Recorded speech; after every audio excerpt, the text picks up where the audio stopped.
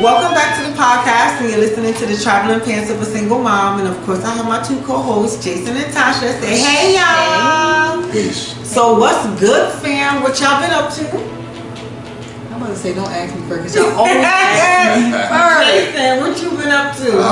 Nothing, man. It's summertime. You know what I'm saying? School's out, so I'm just trying to put things in place. I'm chilling. That's why you're supposed to be doing something in summertime. Right. Yeah, but I gotta put in some work. Summertime in the city. I seen you back in the gym. I seen you put up. You hit the gym. Yeah, I've been back in the gym. I'm trying to do some things. I see you hitting the gym, Howard. You see it? He said, it's only been one day. This is my second day. Okay. Second day already? Yeah, second day. So, catch me in 2 weeks. All right. We're gonna see what he working with. You gotta wear a white beater. Yeah. You gotta wear a white beater. I have a red, white, and black fishnet.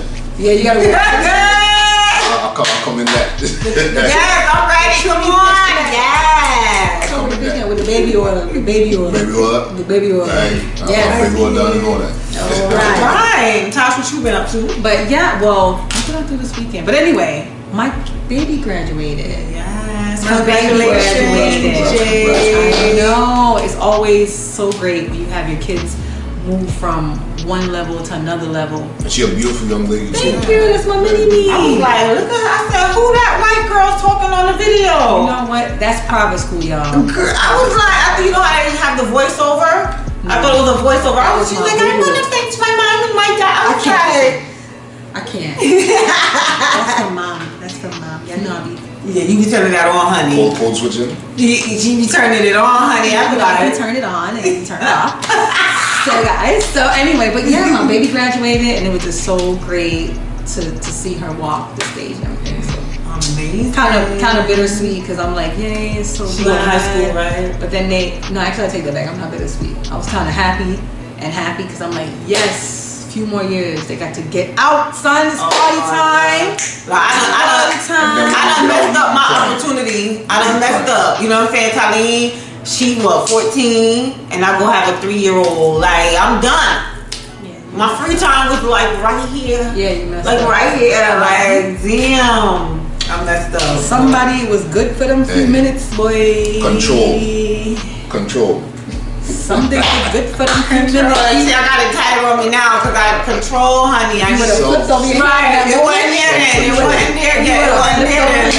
That's why I got it now because I ain't trying to mess up no more. Yeah, control. You got the fist up and you see that control. Yes. Control.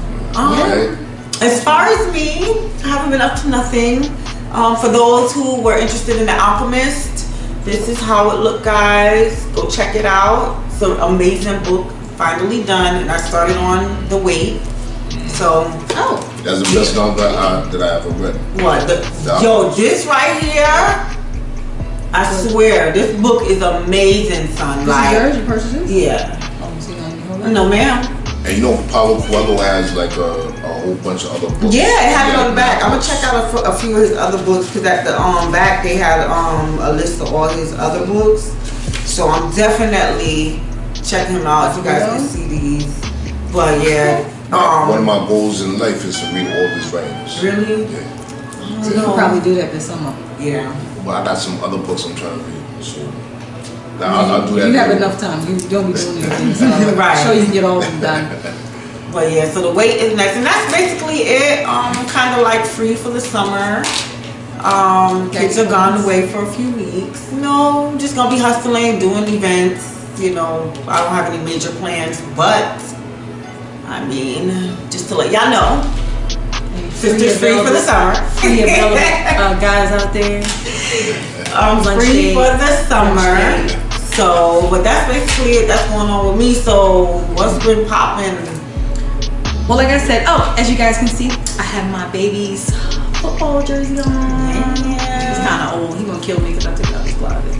But anyway, 33. That was one of the numbers. Actually, I think it's Patriots. I'm not a football person, but I'm supporting the cause today. Supporting the cause, but he is a big football fan.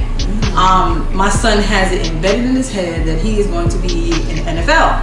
Okay. Right? That's right. Manifest it. He has it in his head. You know, I can tell everybody claim. Teach your kids to claim it. Claim it. You know what I'm saying? Receive it. Actually Leave receive. it. Achieve it. All that good stuff. So I said I gotta support him because me and my son be going back and forth, back and forth. So like I told y'all, my daughter graduated from school, well, 8th grade. The school that they attend, for you guys that don't know, they've been going to private schools, that school, for like over 5 years now. Okay. The same school. And I was a little sad because I just watched the school like pretty much help me raise my kids. You know, it's a really good school. I mean, when I say they're great, they're phenomenal. Yes, a little bit of money, but phenomenal. And I think it's one of the best choices I've ever made in my life. That's the best money spent. And I was really kind of like sad because I didn't want to see my kids. My kids actually are ready to leave the school. They're ready to go. They're like, Mom, we ready to try something new. Right. They don't really know why they want to try something new. They just feel like we've been here too long. They see all the social media with prom, so they want prom. Because you know, private school don't really have do things like that. So they're like, we want prom. They just want excitement. Right. But my son, his biggest thing is he has his main plan that he wants to be scouted out, and in order to be scouted or go to D1 school or get scholarship colleges, you have to be seen. And to be seen, you got to play. And he's like, Mom, unfortunately, the school that they attend is like more towards like drama, theater, art, right, and they don't really focus on an athletic or sports program like they should. So my son has been begging me for the past few years to really put him in a public school. So I'm against that, big time against that, and I've been battling with it because the hardest thing is being a dream killer. Not only being a dream killer, but a dream killer too as a parent. Right. Because you teach your kids that they, like I said, they can achieve anything they want to achieve, but to tell your kid, you know, I don't think that's the right route. And then you want to still help them with their dreams, but you still want to make sure you're doing what is right as a parent. So, anyway, what really got me is that Dad wasn't really for the private school in the beginning. He was like, I'm not for that. But he's seen the way they've grown. Like you said, even watching the video, I do see the difference. Yeah, my kids have their little times. They could get a little weird. You know, they listen to music and stuff. But when they're in school, the education-wise, you see the difference. You see it when they're with other kids their age, in their age group. And he came and said to me out of his own mouth, the same person that never cared, was like, you sure you want to pull him out to school? And I'm like, dang. So now I really got second thoughts, you know? And so I ended up getting them approved to go to a closer public school versus the one they were zoned for. Right. But now I'm like, I don't even want to put them there. So me and my son today, because we had a little talk, and I said, look, I had a moment last night. I watched, I don't know if you ever seen the movie God Is Not Dead. Oh, no. So they got a part 2 to it, and actually it was talking about the school system. And this one was a teacher where the teacher used a lesson in class, and it had to do with Jesus, and they actually put her on, you know, it was the whole court trial against it because that's illegal or whatever. So it hit me because I've been praying about it, and I said, you know what, this must be the answer, because the system has changed. The public system, a lot of things have changed now. You see the football, there's a lot of things that they just take, the God is taken out of it. And I said, you know what, that's one thing that I'm not going to do. That's not coming out of my kids' life. That I know there's a difference with my kids. The school they go to, they have prayer session, they have prayer week, they have sermons, they learn how to do sermons, they pray for one another. My son is big on that. As soon as something happens, I'm telling you, anything that happens, but I don't have to say to pray. You just see the little eyes. They praying. Yeah, and it's, for me, I'm like, that's big, you know? And so I don't want to take that away. I don't want them to lose that. And I was like, you know what? You're going to stay in the Christian-based school. That's it. So today, we went to go visit OCP. OCP is based in Orlando. It's called Orlando Christian Prep. They are known for their football league. They're known for scouting, getting the children scouted. They have a couple of kids right now, one on the football team and one in the basketball team that actually have gotten scholarships. I think one of them are playing for McDonald's. I can't remember the name. My son is big on that. But they are doing really, really well with their students. They're getting a lot of exposure. What's and the price? So the price is actually $3,000 cheaper. Oh wow. Then what I'm paying, it's actually $7,750 per child for the year. And so that's way cheaper. So I went up there today and I was like, that's it. So you gotta come, because that's a little bit distance from y'all. You gonna commute or they? That I did agree to put my half in. If he agrees to continue to go to Christian-based school and we can get you football, whatever, I will agree to drive him to school. You don't know about him? Daddy's supposed to be doing that. But to be honest with you, I don't think I want him driving every day because it's like 408 and 436. Wait, your son, he's 16, right? Oh yeah, he drives. But I don't want him driving that crazy every day. Well, you know what? Kudos to you. Yeah. Kudos to you for, compromising and finding other ways around. To go around. Yeah. To help him achieve the dream. So that's why I have his little jersey on today. He said his number is going to be 3. So it was like 3, but it was 33 here. But he said that's going to be his number in the NFL. So, it just shows you that being a parent is hard, guys. It's hard. Because you want to do the best job. You want to make sure your kids, live the best life as well. But you don't want to do it and break them to where you hinder them as well. So I'm helping him live the dream. So that's what's up. Yeah. Kudos to you for at least doing a workaround. You get what you want, he get what he wants. So your daughter gonna go too? She's gonna go too. Yeah, she's gonna. He suggested that just let her come as well. So she has to do a sport as well because she's not into sports. But I was like, you know what, she's gonna do volleyball. So we did talk about that. So she's gonna do volleyball. So that's good. Yeah. That's what's up. So what we talking about? What's going on currently? I mean, the only thing good. I know there's Kim Kardashian. There is what's going on? Basketball finals. There is what else is going on right now? Kate Spade. Kate Spade. Wow, mental health. Like again. What they said about her, she was I guess clinically depressed. Manic depressed is what I heard on the radio. I heard she did it because her husband wanted to divorce her. She had been depressed for a very long time. So they say. It was said by the sister. This is all what they say. I didn't read it. Right. I did some reading up on it. It was supposedly the sister did state that she was depressed for a while.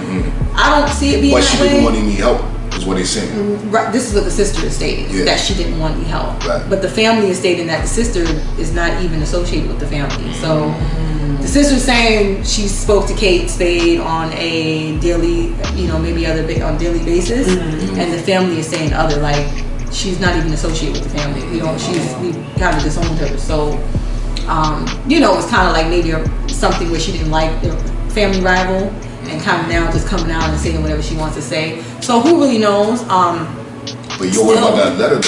Yeah, did they read the letter? I didn't. The letter, what the letter said? Basically, the letter said she said her daughter's name. I don't know what the daughter's name, B or something like that.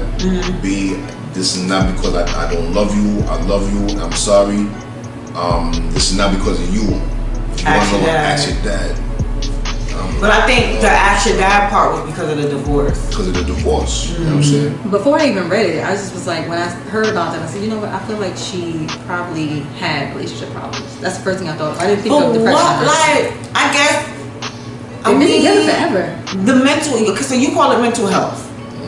So, if in case she was depressed, yeah. I don't know. I just don't get it. I just feel like it could have been other things. Selfish. Because if it's involving a relationship, unless you're in that relationship, you don't know how it feels. They've been together for a really long time. Actually, me reading up on them, her husband, which at the time was her boyfriend in college, helped her. They both started the business off together.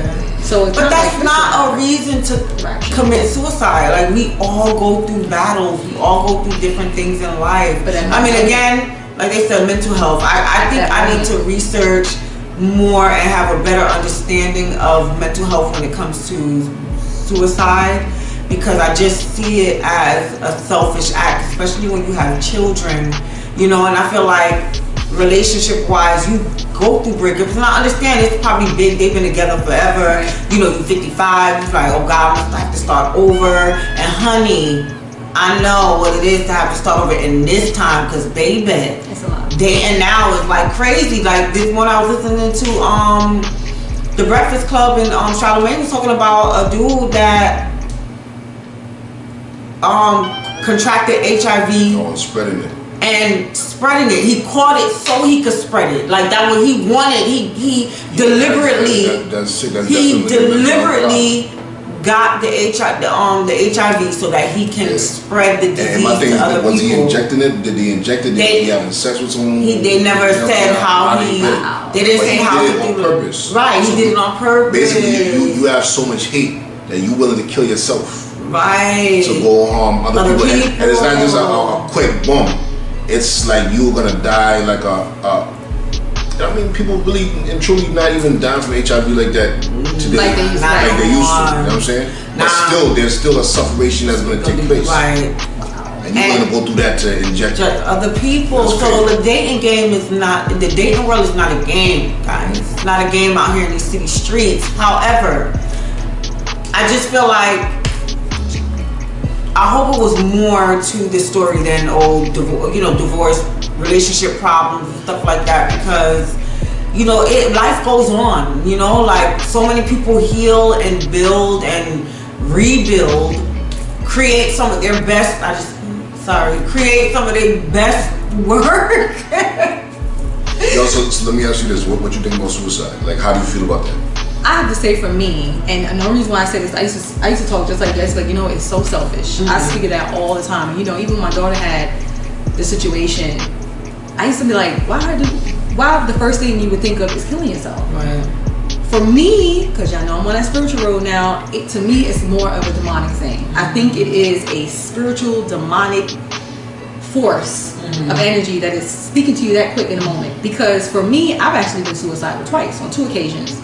And this is a person that used to say, that's selfish. Like you're saying, you have kids, you have this. But that moment, when you're in that moment of whatever you're going through, it's just that deep depression, a real deep sadness. You can't really explain it. And it's almost like you hear a voice in your head that says, you just do it. Like I literally know I heard for sure a voice tell me, like, kill yourself, because no one, you're not going to come up out of this hole. And then with suicide, what people don't understand, and I said this, and only because I've experienced for myself, suicide is something, when people are suicidal, or even you kind of sense they may be, you have to watch them, because people that do suicide when they're alone, when no one's around. So like the kid went off to school, even though the maid may have went outside, whatever, the husband was there, people have gone away. It's that quick moment that there's no one to really be like, you're thinking, you know what I mean? And they're always somewhere where you ever notice, like Whitney Houston, things like they're in the tub or there's that time to actually sit and think and focus on what is really bothering you. So like I know for me, when I was suicidal, my kids were not home.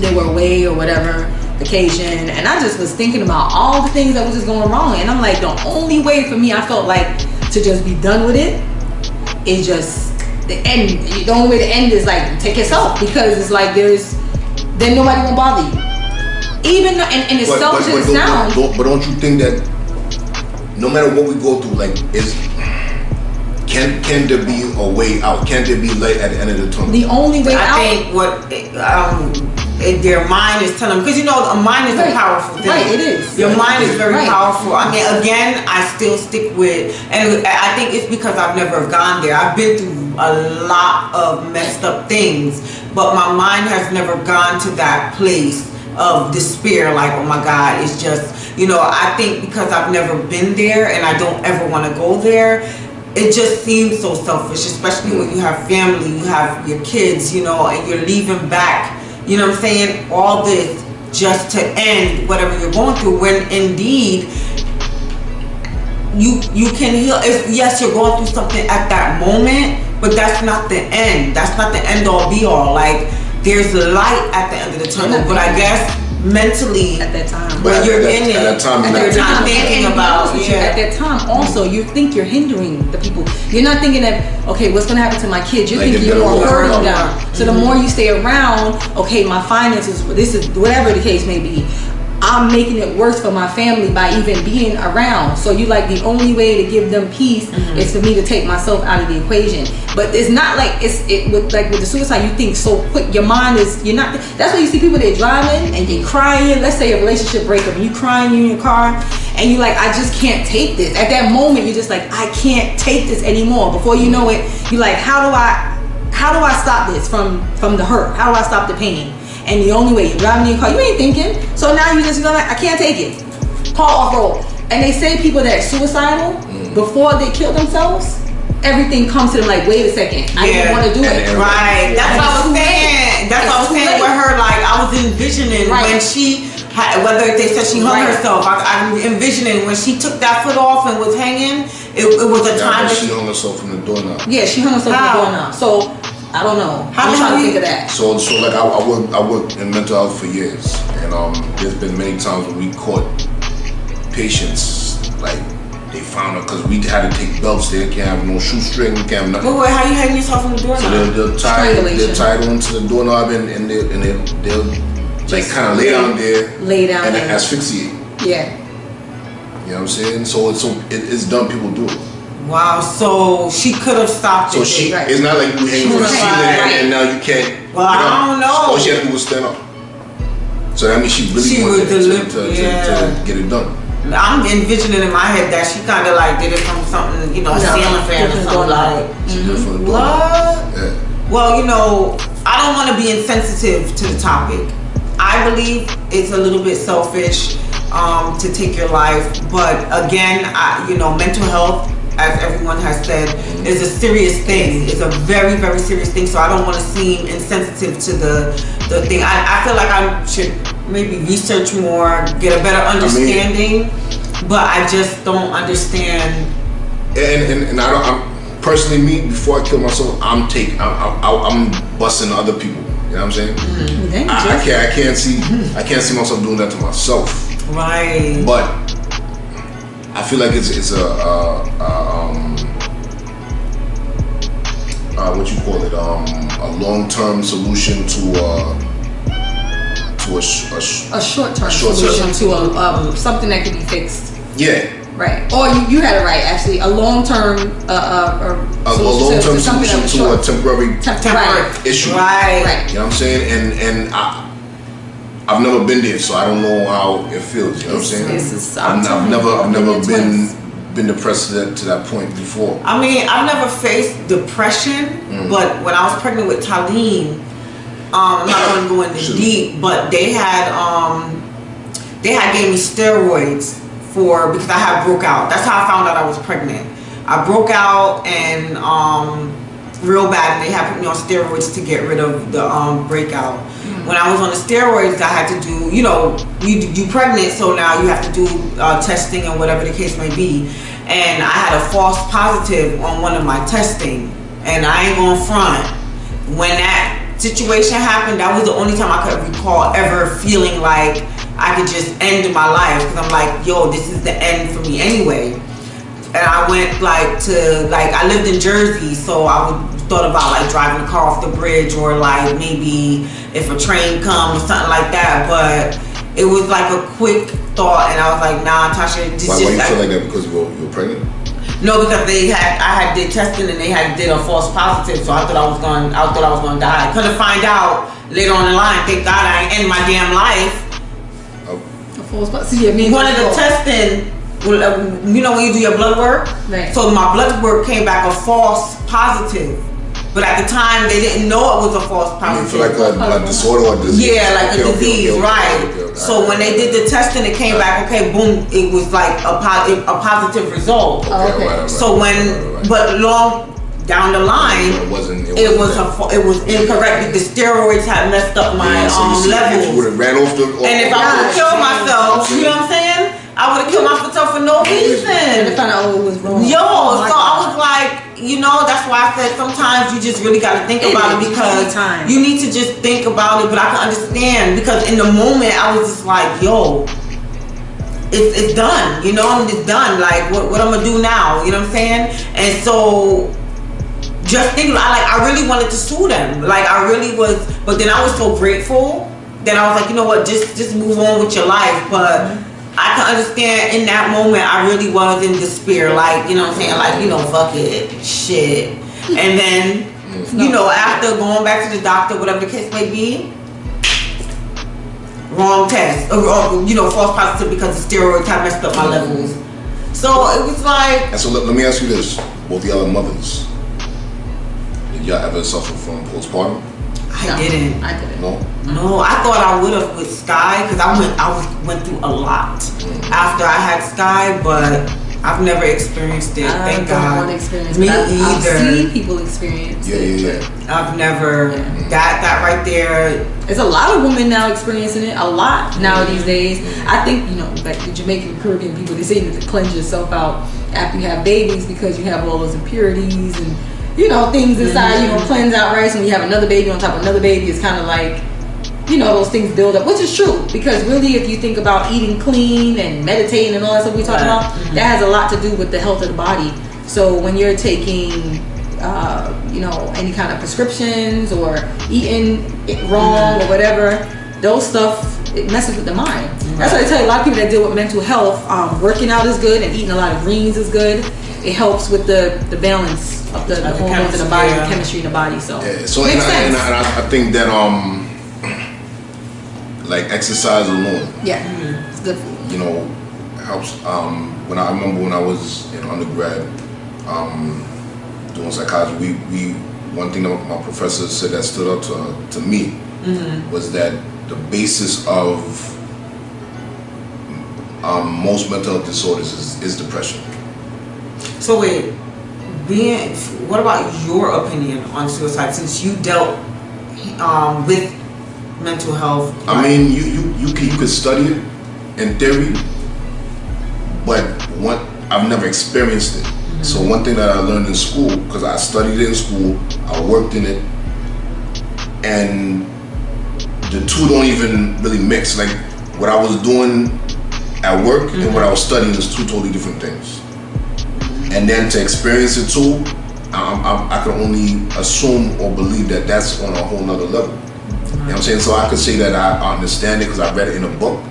But you know. But unless you've experienced it, I can't really. I can tell you what the book says about it, but to actually experience it is on another level. But what the book does say is that there's an imbalance of chemicals in the brain. It's an imbalance of I can't remember the chemical right now. But serotonin. Yeah. So exercise increases serotonin levels in your mind, in your brain. Sleep as well, right?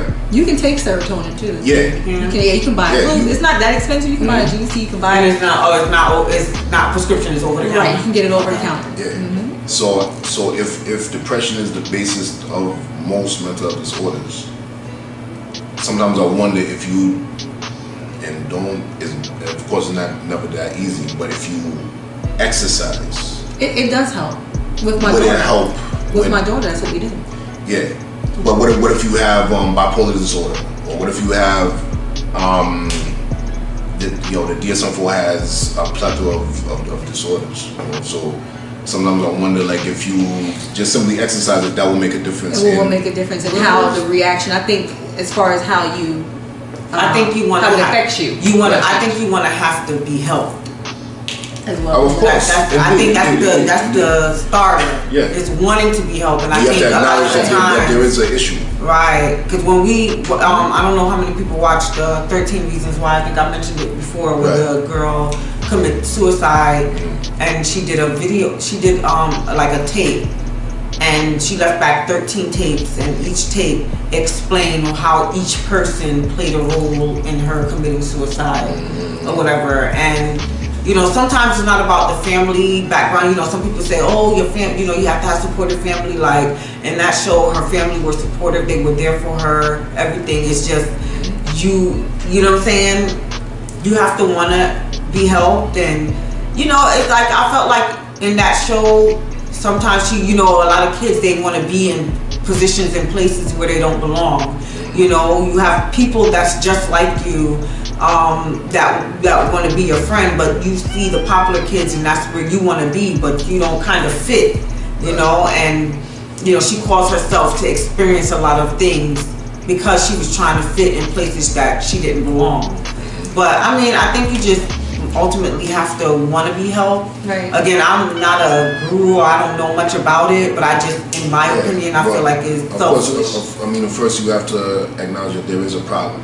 Right. To to be helped, and that's one of the hardest things to do is get people to understand that there is an issue. Right. You know, and people say, and excuse my my verbiage, because there is no such thing as the word crazy. Right.